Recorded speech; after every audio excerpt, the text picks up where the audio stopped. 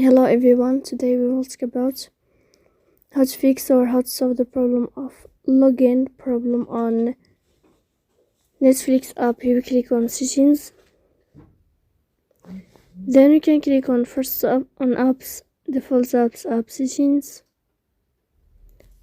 On above you can search about Netflix and you will enter.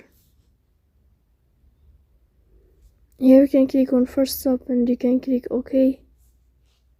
After that you'll enter to the window of storage.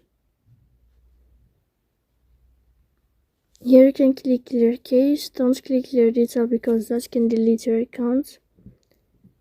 So please don't forget to support us by like and subscribe. See you next time in another video. And thank you for your attention and your watching. Goodbye.